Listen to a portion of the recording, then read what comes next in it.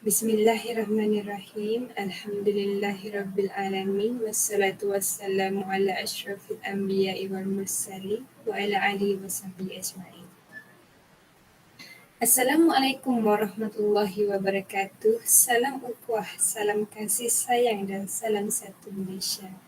Warga Dewan sekalian, bersyukur kita kehadirat Allah Subhanahu Wa Taala kerana dengan izin serta limpah kurnia daripadanya dapat kita bertemu lagi dalam gelanggang forum bersama saya Aklimatul Ansyah pada petang yang berbahagia ini. Hadirin yang dirahmati Allah sekalian, sebelum saya memperkenalkan ahli-ahli panel kita pada petang ini, sudah banyak kita lihat tanda-tanda akhir zaman sama ada tanda-tanda kecil atau tanda-tanda besar.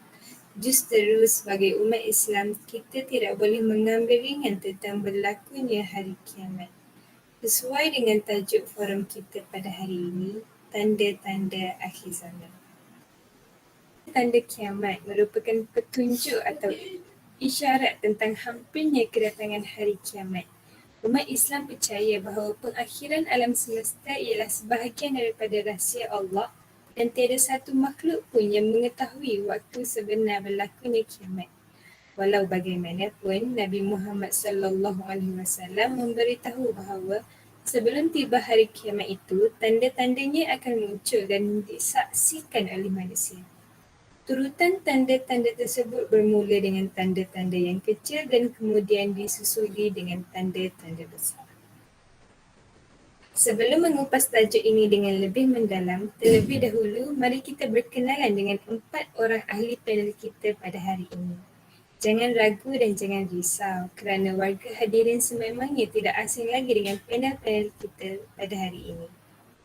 Baiklah, ahli panel pertama, saudari Nur Alia Maisarah yang merupakan seorang yang pemalu tapi bijak berkata-kata.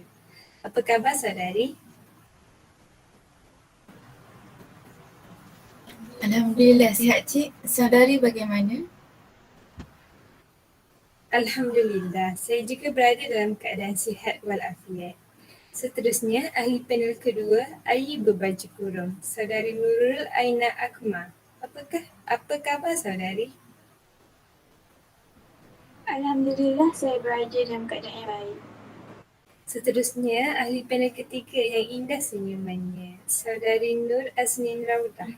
Apa khabar saudari? Alhamdulillah, terima kasih mereka. Saya dalam keadaan yang baik. Tidak lupa juga kepada panel keempat kita, saudari Nur Aliana Suha yang manis dipandang. Datang buat panel-panel kita yang petah berkata-kata. Sebelum saya menyimpang dengan lebih jauh, soalan saya pada panel pertama adalah, apakah pendapat saudari tentang pengertian hari kiamat? Terima kasih kepada saudari atas soalan yang diajukan. Izinkan saya menjawab pertanyaan saudari. Pada pendapat saya, hari akhirat atau hari akhir saat bumi dihancurkan dan umat manusia dibangkit kembali dari kematiannya memang masih menjadi misteri dan tidak ada seorang pun yang mengetahuinya kecuali Allah Subhanahu Wa Taala. Hari kiamat disebutkan berkali-kali dalam Al-Quran dan digambarkan kejadian yang akan terjadi di hari itu. Meskipun hari kiamat belum nampak, ada beberapa tanda yang merupakan peringatan bagi umat Islam bahawa kiamat sudah dekat dan tanda-tanda akhir zaman sudah nampak. Untuk mengetahui lebih lanjut tentang tanda-tanda kiamat, marilah ikuti perbincangan forum kami. Izinkan saya mencelah dalam beberapa dalil bahawa hari kiamat sudah dekat dan tanda-tandanya sudah dapat dilihat pada akhir zaman ini. Sebagaimana disebut dalam firman Allah dalam surah Taha ayat 15 yang bermaksud, sesungguhnya hari kiamat itu tetap akan datang yang aku sengaja sembunyikan masa datangnya supaya tiap-tiap hari dibalas akan apa yang dia usahakan. Terima kasih kepada para panel atas pendapat yang dikongsikan. Hari kiamat adalah hari yang digeruni oleh semua umat Islam. Oleh itu, forum kami pada petang ini akan menceritakan tentang tanda-tanda akhir zaman supaya umat Islam akan menjadi lebih peka dan dapat menyiapkan diri. Telah banyak tanda-tanda hari kiamat yang telah berlaku yang dapat kita saksikan. Jadi, marilah kita mengupas dengan lebih mendalam tentang tanda-tanda kecil hari kiamat. Saya ingin bertanya kepada saudari panel, apakah pendapat saudari tentang hiburan dan muzik yang bermaharajalela dalam kalangan remaja? Terima kasih saudari berapa mengisi majlis kita pada hari ini.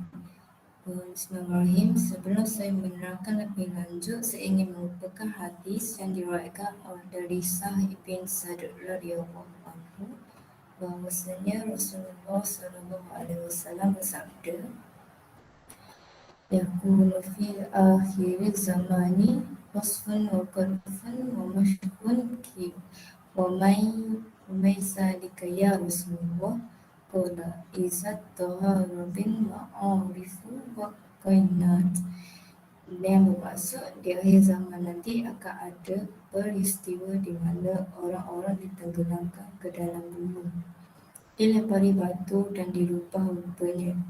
Bila ditanya, kapankah hal itu terjadi wahai Rasulullah? Beliau menjawab, ketika alat-alat muzik dan para penyanyi telah bermaharajalela. Tanda-tanda kiamat ini telah banyak bermunculan pada zaman-zaman sebelumnya. Dan sekarang lebih banyak lagi, alat-alat muzik telah muncul di zaman ini dan menyebar dengan penyebaran yang sangat luas serta banyak para biduan dan bid'ah. Mereka lah yang diisyaratkan dalam hadis ini dengan ungkapan al-qainatu yang bermaksud para penyanyi. Sungguh intelektual pemikiran saudari panel kita yang ketiga. Rupanya saya di sini ingin melontarkan pendapat saya tentang hiburan dan muzik yang bermaharajalela pada akhir zaman ini. Lebih dahsyat lagi adalah penghalalan alat muzik yang dilakukan oleh sebahagian manusia. Terdapat juga sebuah petikan hadis dari Sahih Al-Bukhari rahimahullah bahawa Nabi Muhammad SAW bersabda yang bermaksud, akan datang pada umatku beberapa kaum yang menghalalkan zina, sutra, khamar dan alat muzik, dan sesungguh akan menetap beberapa kaum di sisi gunung di mana para pengembala akan datang kepada mereka dengan membawa gembalaannya. Datang kepada mereka yakni si fakir untuk sebuah keperluan. Lalu mereka berkata, kembalilah kepada kami esok hari. Kemudian Allah menghancurkan mereka pada malam hari esok. Kemudian Allah juga menghancurkan gunung dan merubah sebahagian mereka menjadi kera dan khinzir sampai hari kiamat.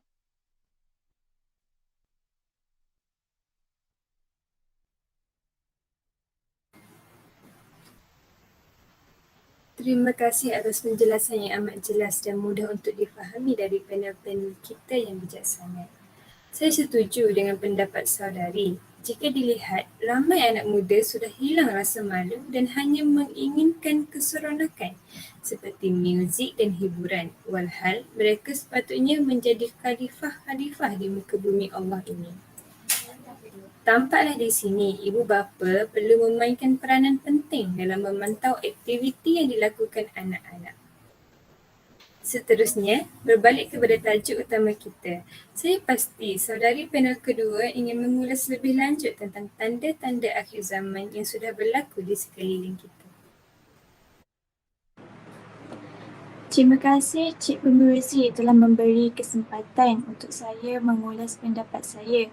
Penyimpangan seks iaitu zina sesuatu yang amat keji dan mesti dihindari sebagaimana firman Allah yang bermaksud, dan janganlah kamu mendekati zina. Sesungguhnya zina itu perbuatan yang sangat keji dan satu jalan yang sangat buruk. Rasulullah SAW pernah menyatakan antara tanda-tanda hampirnya kiamat apabila berleluasa, perbuatan zina dan pelakunya tidak lagi malu dengan perbuatan itu. Malah bangga menunjukkan kelakuan mereka. Hari ini sedikit demi sedikit kita sudah melihat kenyataan berkenaan apabila wujud segelintir anak muda malah tidak mengira peringkat umur melakukan perbuatan terbabit tanpa rasa bersalah, malah ada yang beranggapan ia adalah normalisasi kehidupan moden yang digunakan. Menghurai dengan lebih lanjut tentang isu yang dibincangkan.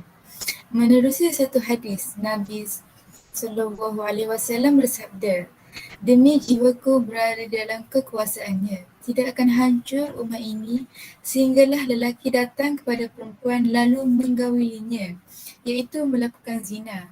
Orang yang paling baik antara mereka ketika itu ialah mereka yang berkata, sekiranya kamu menutupinya di belakang tembok ini, iaitu daripada melakukannya secara terang-terangan begini."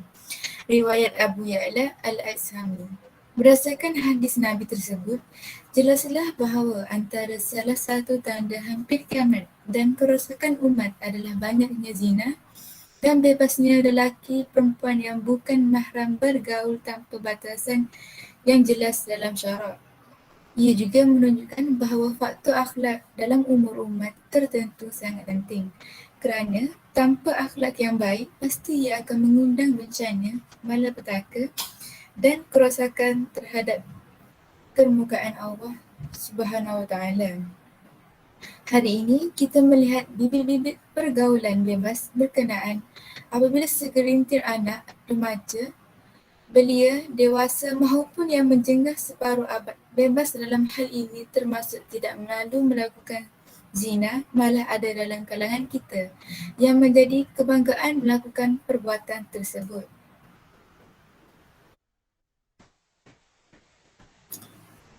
Jelaslah di sini bahawa zina yang berleluasa merupakan salah satu tanda akhirat yang semakin menular di kalangan masyarakat.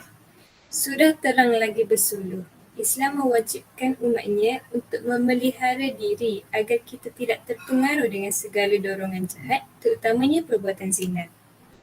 Terima kasih atas buah fikiran yang bernas dari saudari-saudari panel kita. Selain dari tanda-tanda kecil akhir zaman, forum kita akan membincangkan tentang tanda-tanda besar yang saya pasti para hadirin masih lagi tidak peka. Dengan ini, saya menjemput panel keempat kita pada hari ini untuk membincangkan hujah beliau.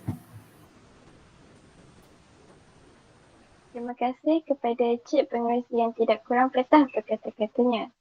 Sebelum saya pergi dengan lebih mendalam tentang hujah saya, menerusi hadis riwayat Muslim, antara tanda-tanda besar akhirat adalah seperti asap, dajjal, binatang besar, terbit matahari dari tempat tenggelamnya, turunnya Isa bin Maryam alaihissalam, Ya'juj dan Ma'juj, 3 kali gempa bumi, sekali di timur, barat dan yang ketiga di semenanjung Arab.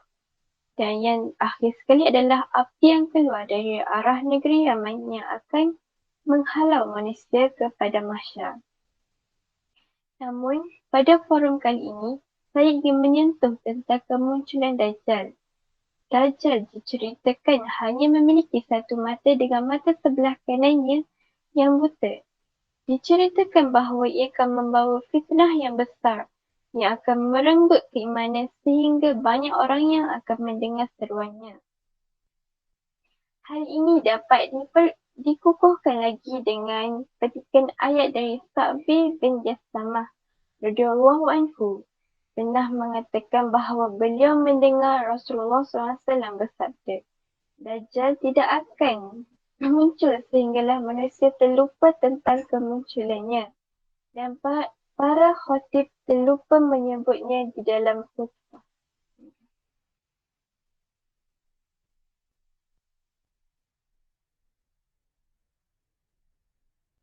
Saya ingin menambah sedikit apa yang dikatakan saudari panel keempat kita. Antara tanda-tanda kemunculan Dajjal adalah ketika manusia melupai tentang kisah kemunculannya, ketika manusia sedang jauh daripada Islam, ketika berlaku kebuluran yang sangat dahsyat dan ketika umat Islam saling mengkafirkan umat Islam yang lain. Di samping itu, antara pengikut-pengikut Dajjal ialah bangsa Yahudi syaitan dan jin, orang yang menyerupai kaum orang yang bermaksiat, hamba dengan keimanan lemah dan kaum Khawarij. Jadi kita sebagai umat Islam yang beriman dengan hari akhirat, kita seharusnya membuat persediaan yang secukupnya untuk berdepan dengan fitnah Dajjal. Salah satu persediaan yang kita harus buat ialah meningkatkan keimanan dan mengamalkan surah Kahfi dengan menghafal ayat 10 ta'awal dan 10 takhir. Tidak lupa juga untuk mengamalkan doa yang diajar oleh Rasulullah SAW.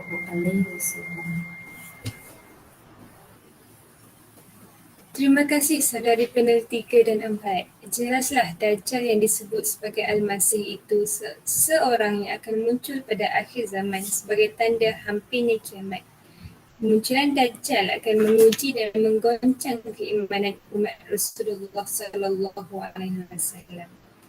Jadi marilah sama-sama kita berusaha untuk Muslim yang mempunyai iman yang teguh supaya kita terhindar dari fitnah Al-Masih Dajjal.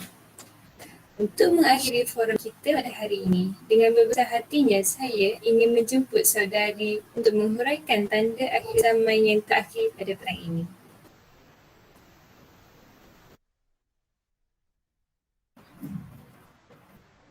Terima kasih kepada Cik Pengurusi. Kehadiran Ya'juj dan Ma'juj juga merupakan tanda besar kiamat di mana mereka merupakan manusia dari keturunan Adam dan Hawa. Diceritakan, Ya'juj dan Ma'juj ditempatkan di antara dua bukit yang terhalang dengan satu tembok yang dibina oleh Zulkarnain untuk menghalang daripada kaum Ya'juj dan Ma'juj membuat kerosakan di muka bumi. Melalui satu hadis sahih yang diriwayatkan daripada Abdullah bin Amr radhiyallahu anhu daripada Rasulullah SAW yang bermaksud, sesungguhnya Ya'juj dan Ma'juj dari keturunan Adam dan sesungguhnya jika mereka diutus kepada manusia, nescaya akan rosak kehidupan mereka dan tidaklah salah seorang dari mereka mati, kecuali mereka meninggalkan 1000 keturunan dari mereka atau lebih. Saya amat tertarik dengan hadis yang dikongsikan oleh saudari. Berkaitan Ya'juj dan Ma'juj berkongsi yang menyebut tentang mereka, iaitu surah Al-Anbiya ayat 96 hingga 97 yang berbunyi A'udzubillahi minasyaitonirrajim. Hatta iza futihat Ya'juj wa Ma'juj wa hum min kulli hadabin yansilun واقترب الوعد الحق فإذا هي شاخصة أبصار الذين كفروا يا